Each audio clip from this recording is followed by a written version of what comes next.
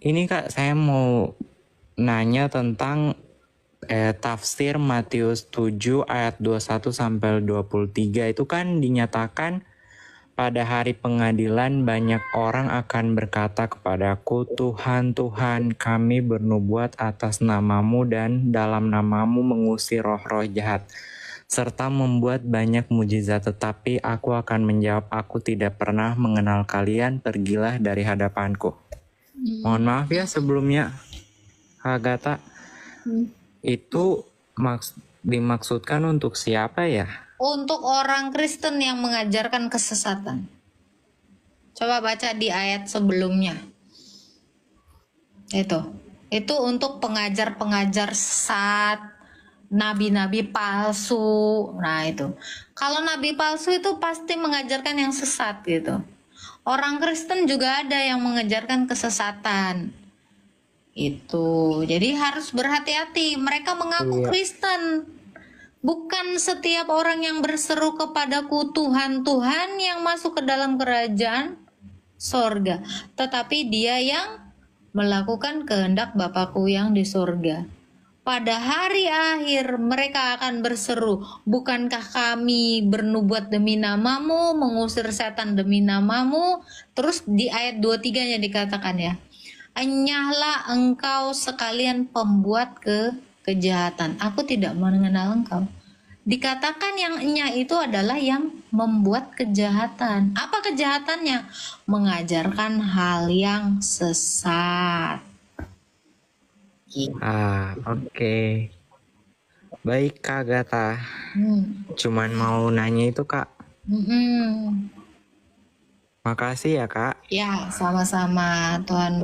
Soalnya lagi belajar terus Kak setiap hari. Mantap. Sambil cari-cari buku, buka Bible, Jadi kamu Al-Quran. juga harus hati-hati ya. Kalau kamu mau belajar juga jangan belajar sama yang guru sesat itu. Kalau kamu belajar sama guru yang sesat, kamu jadinya tersesat nanti.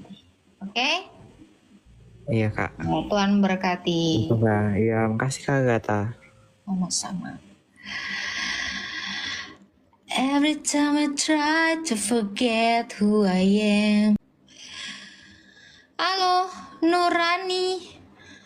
Halo, Mbak Agatha. Islam Kristen, Bang?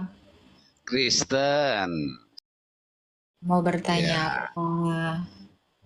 Tadi saya dengar Mbak Agatha bilang di gereja itu diizinkan bercerai. Coba jelaskan Mbak, gimana caranya itu? Ada dalilnya juga di mana? Boleh. Dalilnya adalah karena ketegaran hatimu lah sehingga Musa memberikan surat cerai. Itu yang pertama. Lalu yang kedua apa?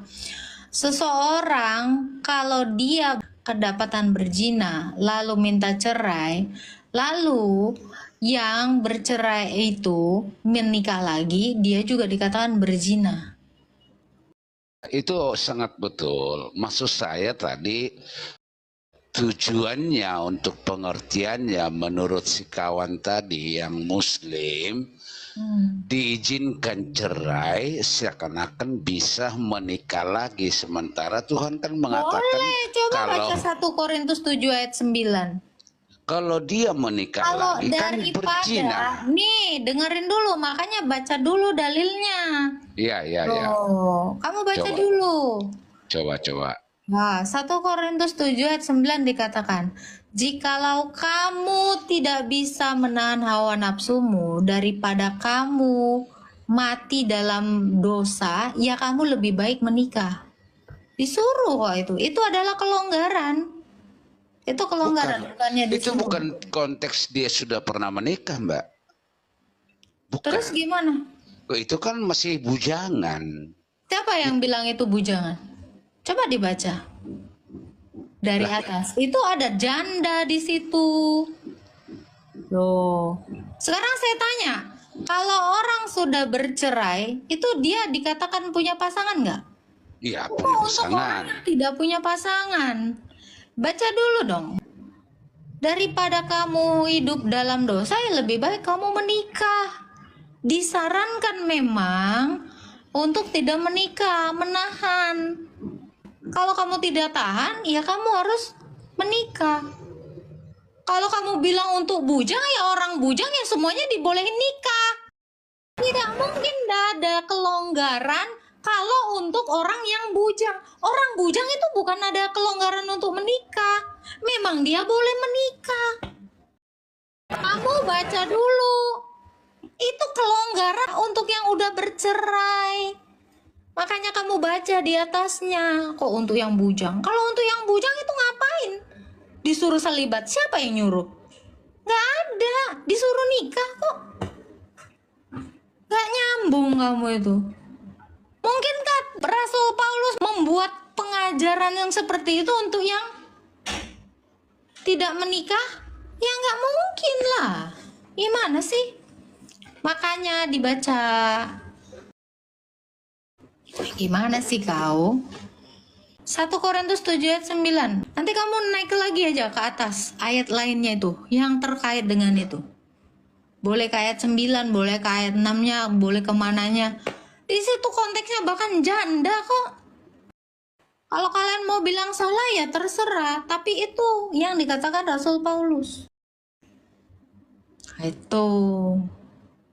Kan di situ dijelaskan apa? Boleh bertarak sementara. Artinya itu kondisinya apa?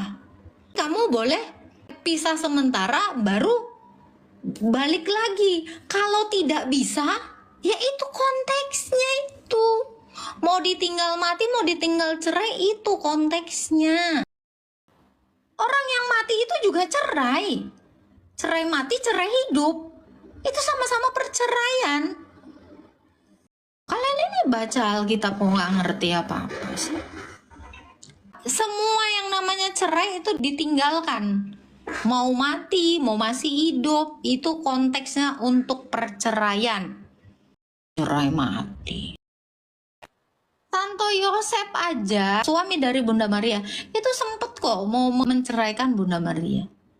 Boleh, diizinkan, tapi apa? Harus menjaga marwahnya, karena malaikat menghalanginya. Santo Yosef ini nggak dibolehin, kenapa? Kasihan ini Maria. Nanti dia hamil, dikirain berzina lagi. Tuh. Sekarang gini, saya tanya sama kalian ya. Kalau kalian udah cerai, masih hidup masing-masing. Terus kau daripada jajan, ya mending kau nikah. Daripada kamu hidup dalam dosa, binasa dalam dosa, lebih baik kamu menikah. Itu suatu kelonggaran, bukan malah suka-sukamu. Daripada kau nggak sanggup, itu. Nah, itu.